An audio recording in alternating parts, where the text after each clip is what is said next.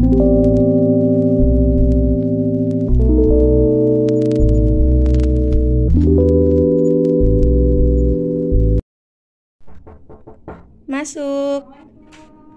Ya, masuk. Assalamualaikum.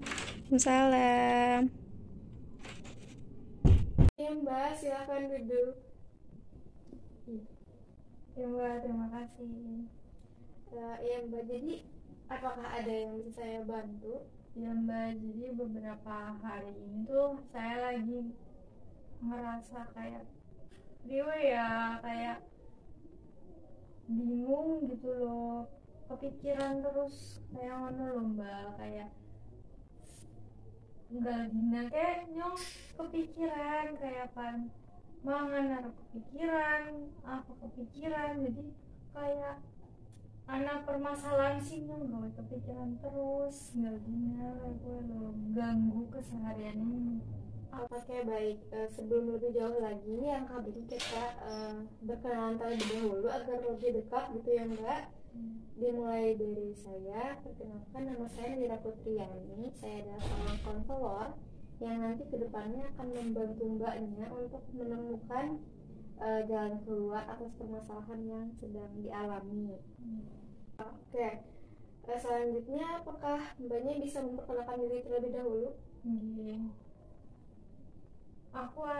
Aku jenenge ke Aisyah Putri Sabina, Mbak yang ngundang aku Caca ya ora apa-apa.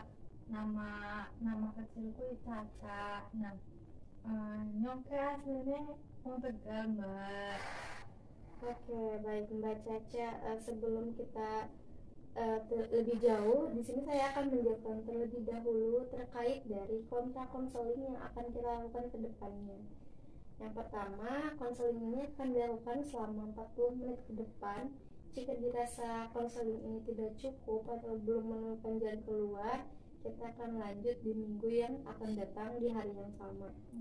Yang kedua, Mbak Caca nggak perlu khawatir karena konseling ini menganut 3 asas. Yang pertama, asas keterbukaan, asas kesukarelaan, dan asas kerahasiaan. Seperti itu ya Mbak. Oke, baik. Sebelum dimulai, saya ingin memastikan terlebih dahulu apakah Mbak itu sudah rileks?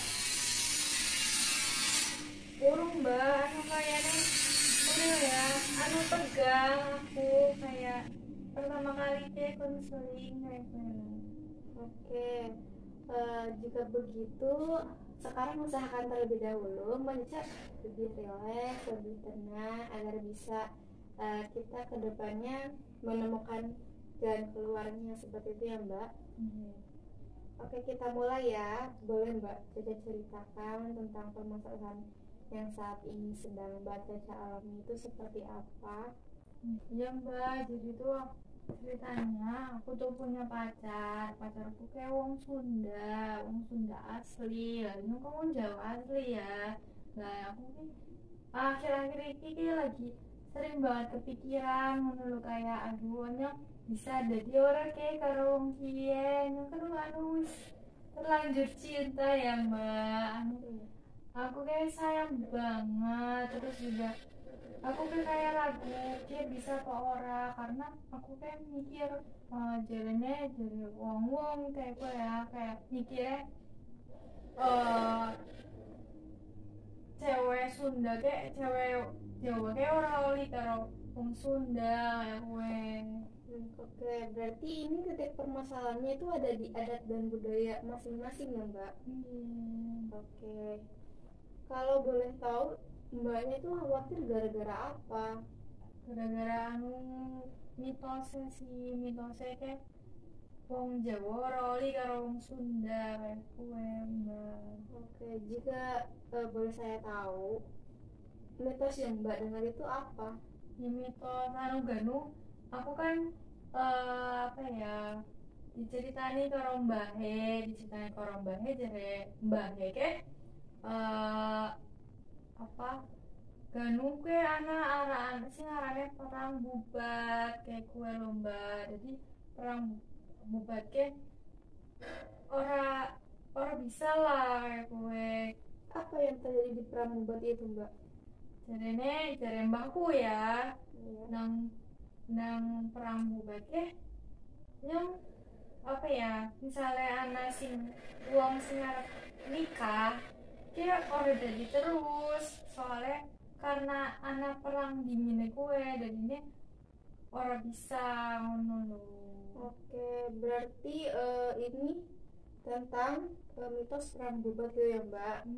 Terus ketika Mbak mendengar dari mbahnya, apa reaksi mbahnya ketika mengetahui bahwa Mbak Caca ini memiliki pasangan juga yang memang orang Sunda? Ya mbakku sih kayak mandan ora setuju sih maksudnya kayak kurang setuju nek aku karo wong Sunda soalnya juga jarene wong Sunda kayak males salah apa anak apa tapi kan Mbah Henyong kan ngomong marinya ya kayak ya wis kosi ngejalani kayak kowe sih. Apa Mbak Caca sudah pernah membuktikan sendiri melihat pasangan Mbak itu malas? Enggak sih, aku nggak pernah nemuin sisi kalau pacarku tuh males nggak pernah karena dia tuh yang aku tahu ya rajinnya kerjanya juga rajin dia juga nggak yang bolos atau apa dia juga kerja sip-sipan juga kalau dia nggak benar-benar sakit ya dia nggak bakal cuti gitu nggak bakal izin gitu. Oke, berarti itu masih berupa opini dari leluhur ya Mbak ya? Oke, kalau misalnya dari reaksi orang tua sendiri, apakah pernah berbicara tentang hal ini? Kalau orang tua aku sih ya kayak balik laginya ke aku yang ngejalanin aku yang kayak gimana itu senyamannya aku kalau misalnya aku bahagianya sama orang ini ya ya udah nggak apa-apa gitu tapi orang tua nggak begitu mempermasalahkan tapi ya kalau bisa sama sesama aja tapi kalau misalnya emang dari akunya nyamannya sama dia ya udah gitu jadi nggak memaksakan ya. Oke, apakah Mbaknya pernah berbicara tentang hal ini dengan pasangan Mbak sendiri? Pernah waktu itu cuma ya sananya kayak yang nggak terlalu apa ya kayak nggak terlalu peduli gitu kayak ya udahlah gitu kan namanya juga jodoh kan di tangan Tuhan gitu udah nggak usah khawatir dia sih bilang ke aku kayak gitu tapi ya aku ya cemas ya mbak namanya mitos itu kan dari mbakku apalagi aku percaya lah ya sama mbakku kayak orang yang udah leluhur gitu jadi aku ya bingung jadinya ini bikin aku cemas gitu loh sehari-hari tuh. Oke, baik. Saya bisa merasakan bagaimana rasa tidak enak rasanya cemas, khawatir akan suatu hal yang belum pasti gitu ya, Mbak. Oke, jika tadi sudah mengetahui reaksi dari orang-orang sekitar, lalu apakah ada kalau dari kalian masing-masing itu ada tantangan atau larangan terkait dengan Jawa dan Sunda tidak boleh menikah? Kalau dari masing-masing sih kayaknya aku belum pernah dengar mbak tapi yang aku tahu tuh kalau di aku di Jawa tuh ada yang namanya weton nah beberapa kali tuh aku kan coba ya ngitung wetonku sama wetonnya dia gitu tapi kayak nggak nemu kecocokan gitu cuma ya itu tadi itu kan weton gitu ya aku juga masih nggak tahu aku harus percaya ke siapa gitu loh mbak. Kalau boleh tahu yang menghitung weton itu siapa? Jadi yang ngitung weton tuh mbahnya temen aku. Oke, mbaknya teman. Iya. Apakah kamu sendiri mempercayai hal tersebut? Ya bingung ya mbak dikata percaya nggak percaya tapi ya kadang juga ada yang benar tapi ada juga yang nggak benar gitu loh jadi masih banget. Oke, untuk Jawa sendiri tadi ada weton. Apakah untuk Sunda sendiri ada seperti hal itu untuk lebih memvalidkan lagi tentang adanya adat Jawa dan Sunda larangan menikah?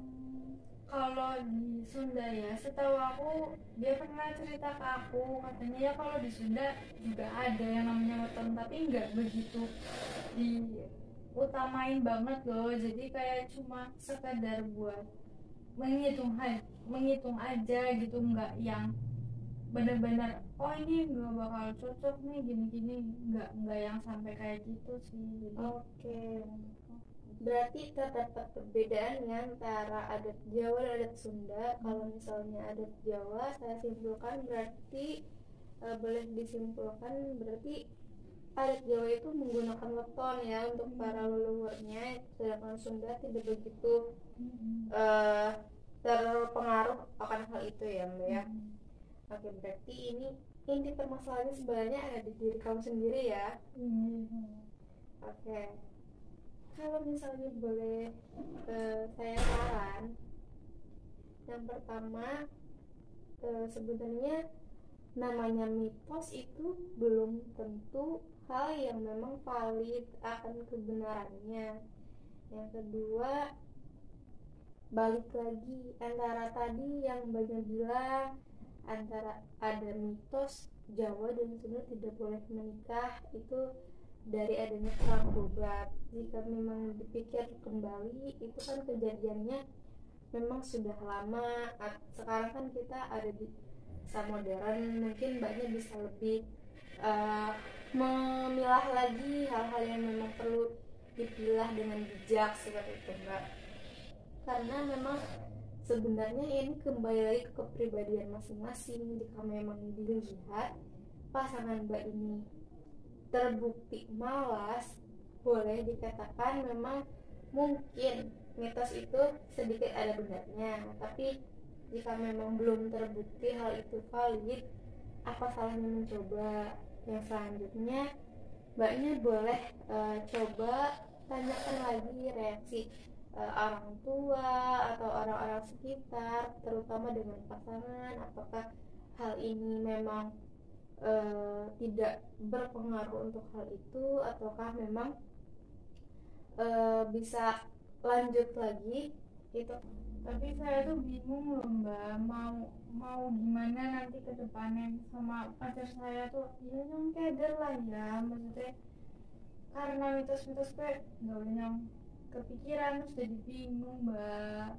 Oke baik mbak, sebenarnya itu permasalahannya itu ada di diri kamu sendiri. Gimana kamu cara mengatur mindset kamu agar tidak terdistract oleh hal-hal yang memang negatif atau dikatakan buruk. Jadinya kalau misalnya kamu berpikir hal itu terus-terusan secara terus-menerus, apalagi itu hal negatif, maka kamu akan terus merasa bahwa diri kamu itu selalu khawatir, selalu cemas akan hal yang memang belum pasti seperti itu. Jadi langkah awalnya memang harus kamu ubah dalam kepribadian diri kamu sendiri, yaitu bagaimana cara kamu berpikir.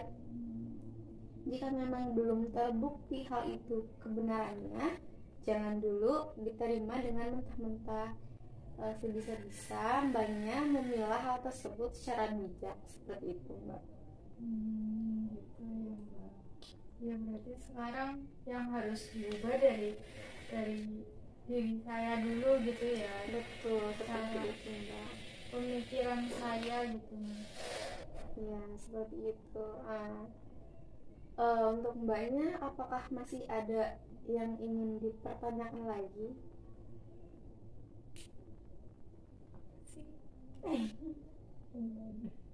Nggak ada sih mbak, cuma ya udah saya udah lebih lega sih. Berarti ya ini tadi gara-garanya ya kecemasannya aku dewek lah ya, maksudnya karena aku juga apa ya bingung gitu loh. Jadi aku mau cerita ke sananya juga pasti responnya kayak gitu terus loh mbak. Jadi aku bingung mau cerita ke siapa. Apalagi ini kan hal yang menurutku penting karena ini yang menyangkut masa depanku sama dia gitu loh mbak. Iya, saya mengerti. Jadi memang sebenarnya harus dibenahi dulu dari diri sendiri kan, seperti itu mbak.